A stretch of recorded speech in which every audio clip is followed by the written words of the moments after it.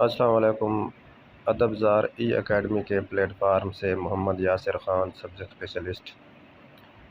ہمارا ناول پر مختصر لیکچر کی سیریز کا سلسلہ جاری ہے، تو آج ہمارا اس ضمن میں چھٹا لیکچر ہے، جس میں ہم خدیجہ مستور اور ان کے ناول آنگن پر بات کریں گے۔ خدیجہ مستور اردو کی ایک مشہور ناول نگار اور افسانہ نگار ہیں۔ 11 دسمبر 1927 کو بریلی میں پیدا ہوئیں۔ ان کے والد کا نام ڈاکٹر ظہور احمد تھا، تو والد کی وفات کے بعد جو ہے وہ اپنی چھوٹی بہن یعنی ہاجرہ مسرور کے ہمراہ جو ہے وہ لاہور آ جاتی ہے۔ تو خدیجہ مستور کی ویسے تو بہت سی تصانیف ہیں، لیکن طلباء کے لیے جو سب سے زیادہ اہم ہے وہ ان کا ناول آنگن ہے۔ آنگن ٹیسٹ کے حوالے سے بھی مشہور ہے، اور خصوصاً انٹرویو کے حوالے سے بھی مشہور ہے کہ اس میں سے عموماً سوال کیے جاتے ہیں۔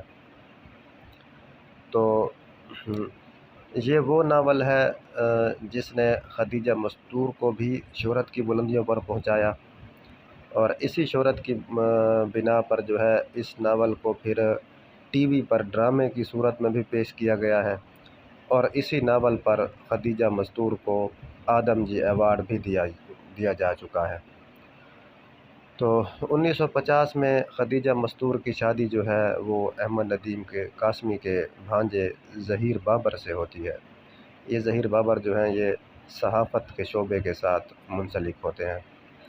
تو خدیجہ مستور کی وفات جو ہے وہ 26 جولائی 1982 کو لندن میں ہوتی ہے، لیکن پھر ان کی تدفین جو ہے وہ لاہور میں کی جاتی ہے۔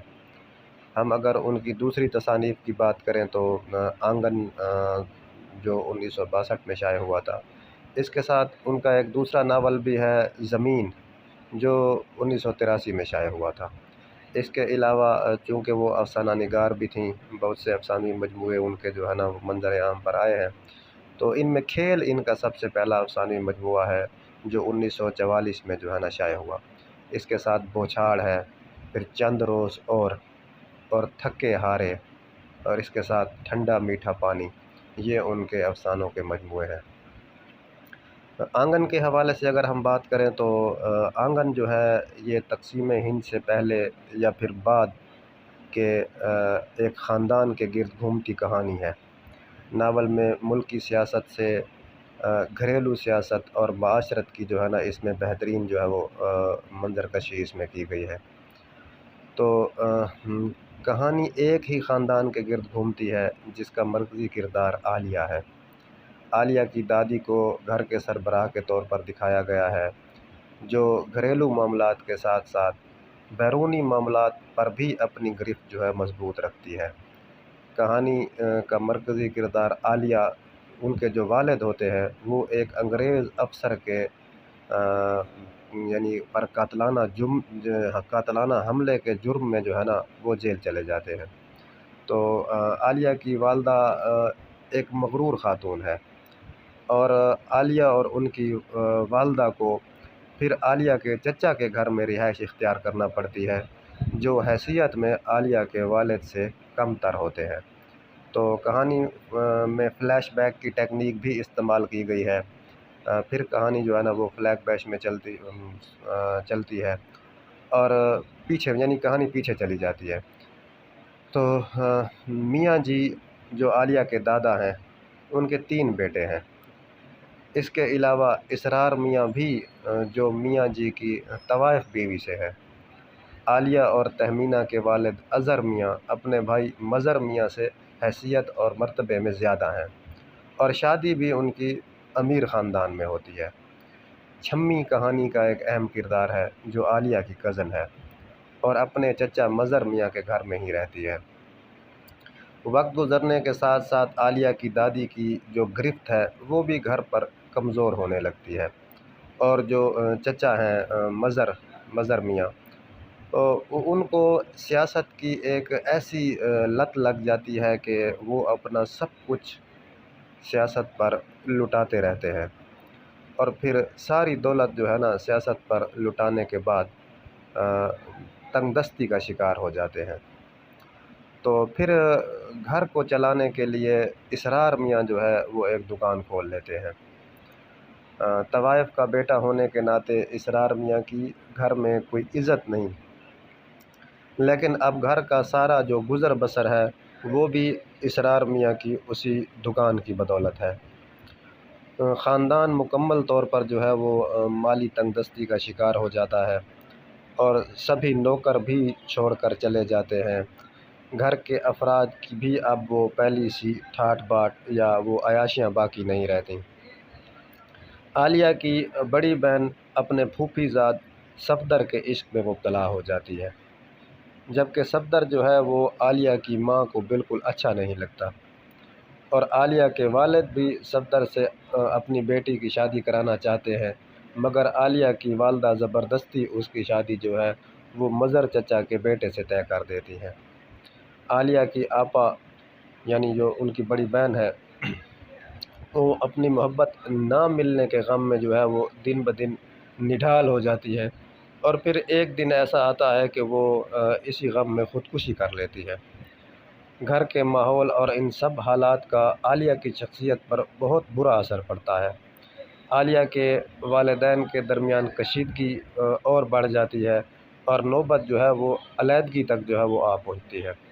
دوسری طرف ہم دیکھیں تو پھر چھمی جو ہے وہ اپنے کزن جو ہے جمیل کی محبت میں ہے وہ گرفتار ہے، جو ایک لالچی شخص ہے اور چھمی سے پیسے بٹورتا رہتا ہے۔ عالیہ کے آنے کے بعد جمیل چھمی سے دوریاں اختیار کر کے عالیہ کے قریب ہونے لگتا ہے، مگر عالیہ کو حالات نے اس نہج تک پہنچا دیا تھا کہ مرد ذات سے اسے نفرت سی ہونے لگی تھی، مگر جمیل کے دل میں عالیہ کی محبت پروان چڑھنے لگتی ہے، اور اسی بنا پر چھمی بھی عالیہ سے نفرت کرنے لگتی ہے۔ جیل سے خبر آتی ہے کہ عالیہ کے جو والد ہیں ان کی جیل میں ہی موت ہو جاتی ہے، اور پھر مظہر چچا کو ہندو مسلم اتحاد میں اپنی جان جو ہے وہ گنوانا پڑتی ہے۔ یہ ایسا وقت ہوتا ہے جب ہندو مسلم فسادات اپنے زوروں پر ہوتے ہیں، اور انہی دنوں پاکستان کا قیام عمل میں آ جاتا ہے۔ عالیہ کے ماموں جو پاکستان آ جاتے ہیں، بعد میں عالیہ اور اس کی والدہ کو بھی پاکستان بلوا لیتے ہیں۔ عالیہ نہیں چاہتی، مگر چاروں ناچار جو ہے اپنی والدہ کے ساتھ جانے کی حامی بھر لیتی ہیں۔ جمیل کی ان کو روکنے کی ساری کوششیں جو ہے وہ ناکام رہتی ہیں۔ جمیل کوشش کرتا ہے کہ جو یہ لوگ ہندوستان چھوڑ کے نہ جائیں، لیکن بہرحال بے سود رہتی ہیں ان کی ساری کوششیں۔ مگر پاکستان پہنچ کر ان کے جو ماموں ہوتے ہیں نا، وہ ان کے ساتھ کچھ تعاون نہیں کرتے، اور انہیں ایک علیحدہ گھر دے کر یعنی کہ گھر تو ان کو ڈھونڈ کے لے دیتے ہیں، لیکن اس گھر کا سارا خرچہ بھی پھر جو ہے وہ عالیہ کو خود چلانا پڑتا ہے، جس کے لیے عالیہ جو ہے وہ ایک اسکول میں استانی کی نوکری جو ہے وہ کرنا شروع کر دیتی ہیں۔ پھر ایک دن عالیہ کے گھر جو ہے ایک چور آ جاتا ہے، جس کے پیچھے پولیس لگی ہوتی ہے۔ عالیہ یہ دیکھ کر حیران ہوتی ہے کہ یہ اس کا کزن شکیل ہوتا ہے۔ عالیہ اس کی خاطر مدارت کرتی ہے، مگر شکیل وہاں سے بھی چوری کر کے نکل جاتا ہے۔ پھر ایک دن ایسا ہوتا ہے کہ صفدر، وہ جو عالیہ کی بڑی بہن کا سے جو محبت کا جو دعویٰ کرتا ہے، وہی صفدر گھر میں آتا ہے اور عالیہ سے اپنی محبت جتانے لگتا ہے۔ عالیہ جو ہے وہ یہ پہچان چکی ہوتی ہے کہ یہ وہی صفدر ہے جس نے میری بڑی بہن کے ساتھ جھوٹی محبت کا ڈھونگ رچایا تھا، جھوٹی محبت کا جو ہے وہ ڈھونگ رچایا تھا، جس کی وجہ سے میری بڑی بہن کو جو ہے وہ جان سے ہاتھ دھونا پڑا تھا۔ تو عالیہ اس سے نفرت کرنے لگتی ہے۔ آخر میں عالیہ کو جب یہ خبر ملتی ہے کہ جمیل نے چھمی سے شادی کر لی، تو اسے جمیل کی محبت کو ٹھکرانے کا بے حد پچھتاوا ہوتا ہے۔ تو بہرحال پھر کہانی یہاں پر آ کر جو ہے وہ اختتام پذیر ہو جاتی ہے۔ تو کہانی میں ایک خاندان کی جو ہے وہ عروج سے زوال کی کہانی دکھائی گئی، اور اس وقت کی معاشرت کو جو ہے وہ بڑے خوبصورت طریقے سے جو ہے نا وہ بیان کرنے کی کوشش کی گئی ہے۔ پھر اس میں اس وقت کے ملکی حالات کو بھی دکھایا گیا ہے، ہندو مسلم فسادات، پھر تقسیم کے جو مسائل تھے۔